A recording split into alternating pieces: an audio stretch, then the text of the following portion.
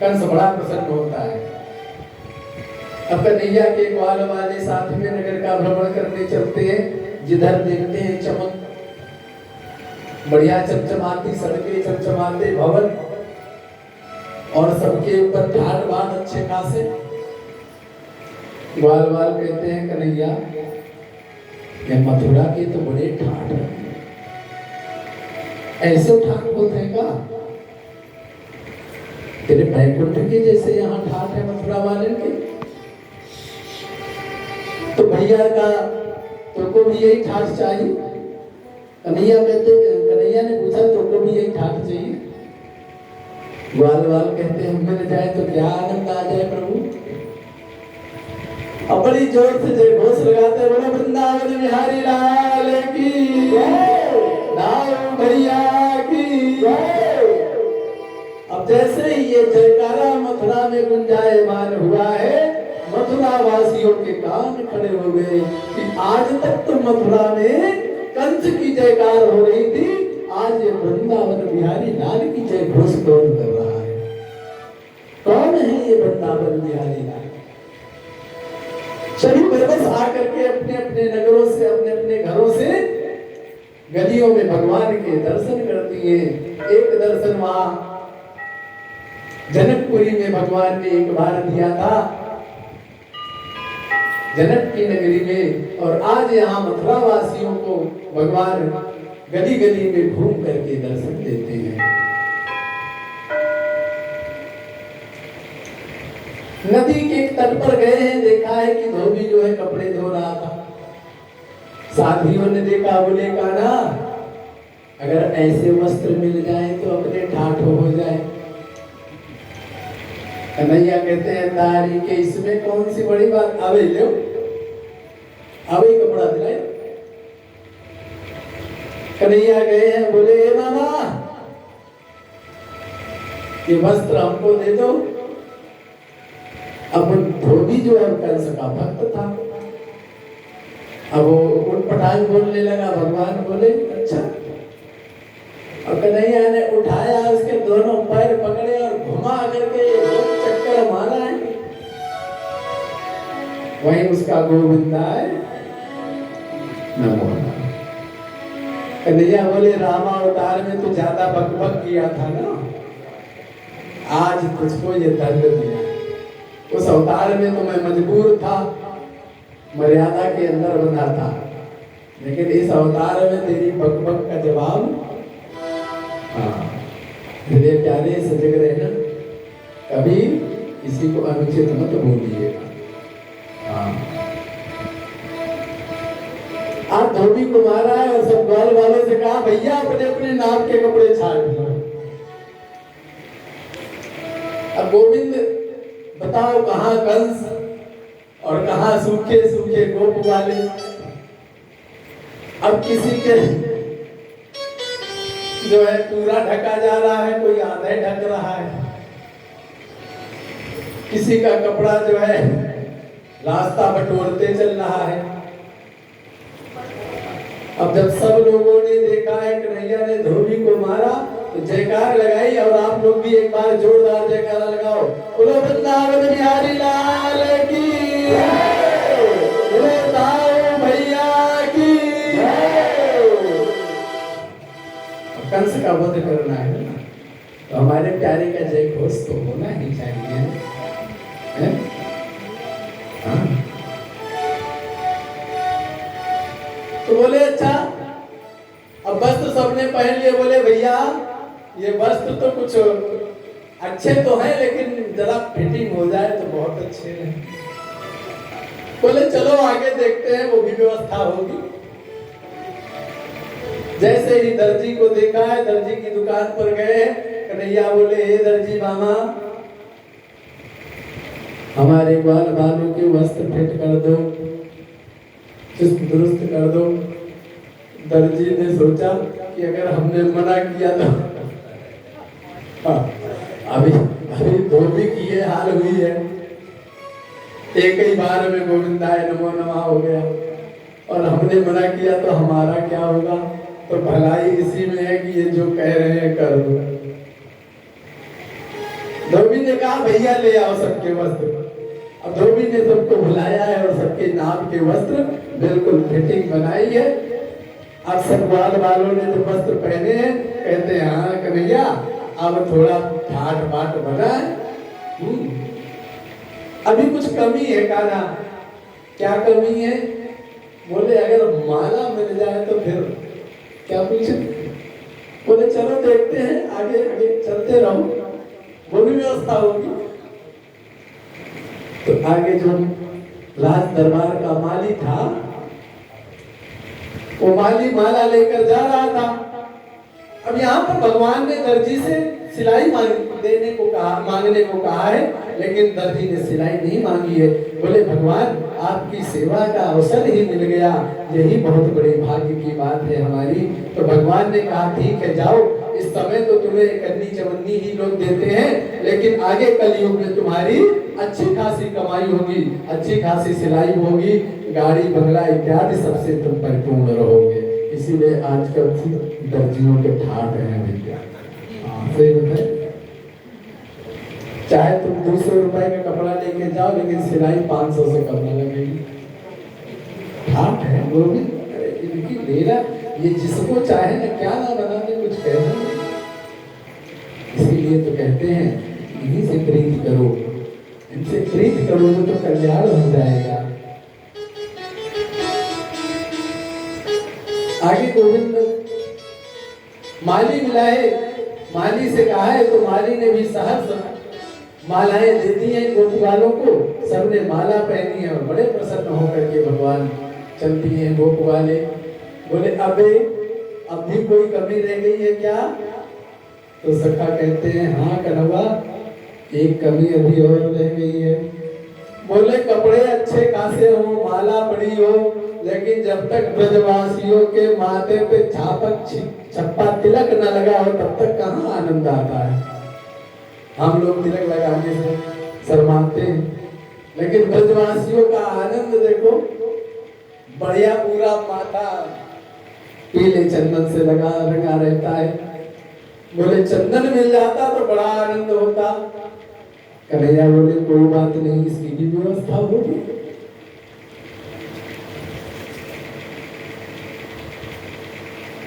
आगे चले हैं तो कुब्जा चंदन लेकर जा रही थी, 3 जगह से टेढ़ी थी कुबड़ी। भगवान ने जैसे ही उसको देखा है तो सुंदरी कहकर के संबोधित किया भगवान ने। कहने लगे हे सुंदरी, आज तक कुब्जा को किसी ने सुंदरी कहकर नहीं पुकारा है। जब ये मधुर सुर कुब्जा ने सुने हैं तो ठहर गई है। इधर उधर देखा है, कोई परिचित का नहीं दिखा। कन्हैया दिखे, फिर से कन्हैया ने आवाज लगाई ये सुंदरी।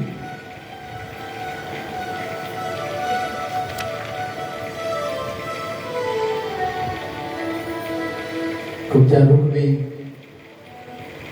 कन्हैया ने कहा सुंदरी ये चंदन हमारे सखाओं को दे दो थोड़ा, हमारे सखा लोग चंदन लगाना चाहते हैं। तो क्या कहती है महाराज का ये चंदन है और मैं उनकी दासी हूं। लेकिन अंतोगत्वा कुब्जा भगवान को चंदन देती है और भगवान ने जो है कुब्जा को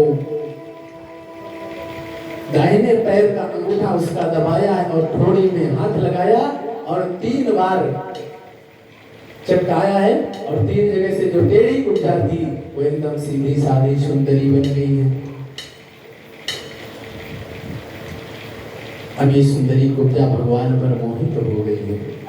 ये कुब्जा थी कौन जानते हो? कौन थी बोलो? हाँ कौन थी? कौन थी कुब्जा? ये कुब्जा रामावतार में शूर्पणखा बनकर के आए कि तुम सम पुरुष नमो सम नारी। कहा था ना रामचरितमानस में 3 चीजें हैं। क्या? समीक्षा, प्रतीक्षा और परीक्षा। समीक्षा किसने की? परीक्षा किसने ली और प्रतीक्षा किसने की? जानते हो ना, रामचरितमानस में तीनों बातें। समीक्षा की शूर्पणखा ने, क्या कहती है कि तुम समपुरुष। जब शूर्पणखा ने ये कहा कि तुम समपुरुष, तो सभी प्रसन्न हुए कि ये तो राक्षस कन्या होकर के इतनी विद्वान कैसे हो गई। वैसे भी नारायण जैसा पुरुष सृष्टि में कौन हो सकता है। और जैसे दूसरी बात कही कि नमो समनारी, तो संतों ने कहा कि ये रहेगी राक्षस की राक्षसी। सुअर को कितना भी सजा दो, कितना भी अच्छा कर दो, लेकिन वो लौटेगी कीचड़ ही, खाएगी विष्टा की विष्टा ही। अब भगवान से समीक्षा कर दिया और कहने लगी असविचार। भगवान ने संयोग रचा है, और इतना ही नहीं, कह रही वैसे तो बहुत पुरुष मैंने देखे, लेकिन मेरे मन को कोई नहीं भाया, और तुम्हें देख करके कुछ माना। मुझे कुछ संतोष हुआ है कि कुछ आप मतलब इतने लायक नहीं हो हमारे, कुछ हो। भगवान मुस्कुराए, बोले देखो ना, ये वासना जो है ना ऐसी ही होती है। ये अपने आगे किसी की चलने थोड़ी देती है, अपने को ही श्रेष्ठ मानती है। शूर्पणखा ही तो वासना है। वही रामावतार में जो शूर्पणखा थी, वही यहाँ पर 3 जगह से टेढ़ी कुब्जा बनी है, और भगवान ने वहां पर तो उसके प्रणय को स्वीकार नहीं किया था, लेकिन यहाँ पर भगवान ने उसके प्रणय आमंत्रण को स्वीकार किया है और कहा है कि कंस के वध के बाद हम आपसे मिलने अवश्य हैं। इस प्रकार से भगवान ने कुब्जा का उद्धार किया। अब जब कंस को पता चला कि कन्हैया आ रहा है, तो कुवलया पीठ हाथी को मदिरा पान करके उन्हीं के मार्ग की ओर छोड़ दिया। हाथी को आता देख करके बलदाऊ और कन्हैया उससे लड़ाई किए हैं, और कन्हैया जो बलदाऊ भैया ने हाथी को उठाकर पटक करके हाथी का भी उद्धार किया है। उसके बाद में मुष्टकादि राक्षसों का वध किया है, मल्ल युद्ध में उन्हें भी पछाड़ा है, सल और तोषण का वध किया। अंत में बारी आई कंस की। कंस को आमंत्रण दिया, जाकर के कन्हैया कंस के सिंहासन पर सीधे चढ़ गए हैं, और कंस को सिंहासन से उठा करके रणभूमि में पटक दिया है। आज कंस का और कन्हैया का भयंकर युद्ध हुआ है, और उसमें कंस का वध हुआ है। बाकी बिहारी लाल की विजय हुई है। बोलो वृंदावन बिहारी लाल की जय। लेकिन भगवान ने कृष्ण को मारा और उसका उद्धार करके मोक्ष की गति दी। तो ऋषियों ने प्रश्न किया कि भगवान आपने इसका उद्धार क्यों किया? ये तो बहुत बड़ा पापी था। बोले पापी तो था, लेकिन इसके अंतःकरण में हर समय मेरा ही नाम, संत ऋषि तो केवल मेरा नाम जप करते हैं, लेकिन इसको तो मैं दिखाई देता था। अगर दाल में काला जीरा पड़ा दिख जाता था तो डर जाता था, कहता था हा कृष्ण हा कृष्ण हा कृष्ण। काली परछाई देख करके कहने लगता था हा कृष्ण, कृष्ण आ गया कृष्ण आ गया। तो भला ऐसे भक्त को भले ही कुभाव से शत्रु भाव से मेरा नाम लेता था, लेकिन नाम तो मेरा लेता था। तो मोह को भजे सो मेरो होए। तो भगवान को भाव से भजो, कुभाव से भजो, भय से भजो, प्रीत से भजो, भूल से भजो या शुभ में भजो, लेकिन उनका भजन तो आपका कल्याण ही करता है प्यारे। इस बात को आप समझोगे कैसे? बताओ, बोलो। समझिए, मान लीजिए आप स्कूल पढ़ने जाते हैं, ठीक है ना। स्कूल में पढ़ने के बाद एक बालक प्रतिदिन पढ़ने जाता है और एक बालक कभी पढ़ने स्कूल जाते नहीं, खाली नाम एडमिशन कराया और घर से गया, बोला मम्मी स्कूल जा रहे हैं, और रास्ते में टाकी में पहुंच गया, पिक्चर में मस्त हो गया। कहीं कोई सखी को पकड़ लिया, सखी के साथ घूमने चला गया, उसको शॉपिंग कराने चला गया, हो गई पढ़ाई। होता है ना ऐसा, कैसे होता है? भैया लोग जानती होंगी, भैया लोग जानते होंगे, कर लगे आपको किए वैसा नहीं किए। अच्छा तो महाराज, लेकिन परीक्षा के समय यदि उसने पड़ोसी बालक की नकल करके पेपर लिख दिया है तो बताइए क्या वो पास होगा कि फेल होगा? बोलो बोलो ना, पास हो जाएगा ना। अब वो पढ़ा किस एक दिन भी नहीं, लेकिन पड़ोसी की नकल करके लिख दी परीक्षा, उत्तर पुस्तिका में सही सही लिख दिया। तो अब एग्जामिनर ने तो कॉपी चेक करना है, वो ये थोड़ी देखने आ रहा है कि तुम पढ़ने रोज जाते थे कि नहीं। भाई पास हो गया। दूसरा उदाहरण समझो, अगर ऐसे भी ना समझ में आया हो, इतने सरल से कोई समझाएगा नहीं आपको, और फिर भी ना समझ पाओ तो ये आप लोगों का भाग्य है। दूसरा उदाहरण है, जैसे मान लो आप ट्रेन कोई है और आपको कोई जबरदस्ती कानपुर ले जाना चाहे और आप न जाना चाहो, आपको जबरदस्ती ट्रेन पे बिठा दिया जाए, तो गाड़ी चलेगी, कानपुर स्टेशन पर रुकेगी, तो आप कानपुर तो पहुंच ही जाओगे ना, नहीं पहुंच जाओगे। जब गाड़ी चली रही तो पहुंच जाओगे। उसी प्रकार से भगवान का नाम चाहे आप भाव से लो या कुभाव से लो, प्रीति से लो या डर से लो, मित्रता से लो या शत्रुता से लो, लेकिन भगवान का नाम तो भव रोग से तारने वाला है, भव से तो पार करने वाला ही है गोविंद का नाम। बोलो बांके बिहारी लाल की जय। इस प्रकार से भगवान ने ऋषि मुनियों को कहा है, सबको उत्तर दिया है, और यहाँ से भगवान जो है उग्रसेन को राजगद्दी पर बिठाया है और उज्जैन के सांदीपनि आश्रम में गुरुकुल में शिक्षा ग्रहण करने के लिए गए हैं, और 64 दिनों में ही सभी 64 कलाओं की विद्या को प्राप्त कर लिया है। अब इसके बाद में भगवान ने मथुरा में जब शिक्षा ग्रहण करके वापस आए हैं तो मथुरा में बहुत बड़ा उत्सव मनाया गया है। अब उस उत्सव में भगवान का मन नहीं लग रहा है। भगवान की सखा एक है उद्धव जी। उद्धव जी से भगवान की वार्तालाप होती है। अब भगवान उद्धव जी निरंकार ईश्वर के उपासक हैं, और गोविंद जो है उद्धव जी से, उद्धव जी ने जब गोविंद को उदास देखा तो कहते हैं कि कान्हा आप उदास क्यों हैं? कन्हैया कहते हैं मित्र, मुझे ब्रज की बहुत याद आ रही, उद्धव मन ब्रज विसरत न, उद्धव मोहि ब्रज विसरत न। हे उद्धव, मुझे ब्रज की याद आ रही, मैया यशोदा का माखन खिलाना, हमको डांटना, डंडी लेकर दौड़ना,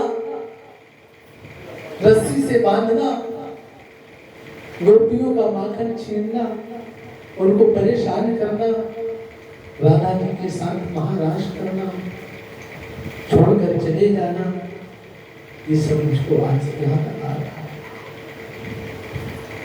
उद्धव जी के मन में भ्रम पैदा हो, भगवान को निरंकार ब्रह्म की उपासना का ज्ञान देने लगे हैं। आज ज्ञान के भंडार को उद्धव जी ज्ञान देने की बात करते हैं। भगवान उद्धव से कहते हैं, उद्धव तुम प्रेम की भाषा को नहीं समझते, प्रेम क्या होता है ये तो प्रेमी जन ही जानते हैं, आप क्या जानोगे प्रेम की विधा को।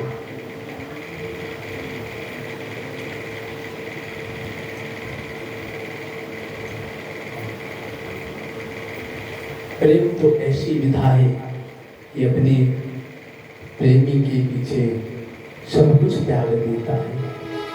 हे उद्धव, गोपियों ने हमारे सुख के कारण अपने प्रेम का त्याग कर उनको भेज दिया है।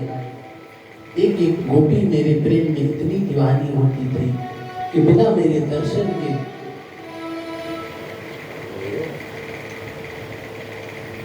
जलपान भी नहीं करती थी। कि उद्धव मोहि ब्रज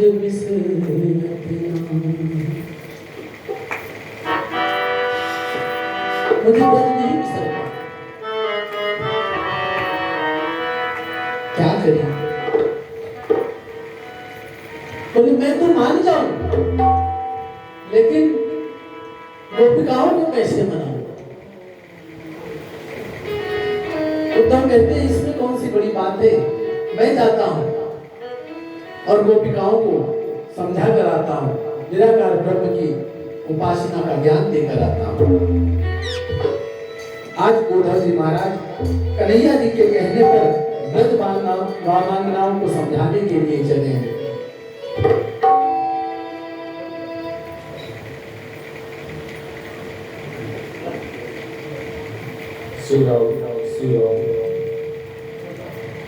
जब ब्रज की ओर चले हैं ना गोविंद, ब्रज की दशा को देखो। ब्रज के पशु पक्षी भी उलाहना दे रहे हैं उद्धव को देख करके।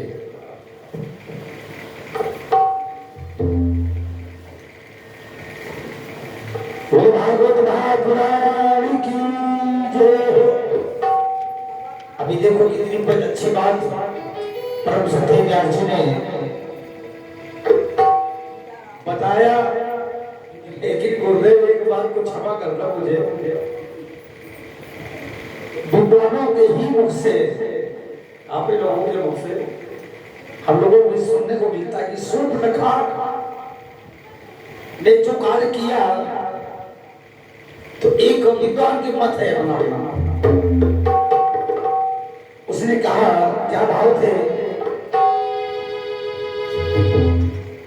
ऐसा सत्य है कि वही शूर्पणखा सुंदरी बन के आई है जो भगवान को तिलक दिया है।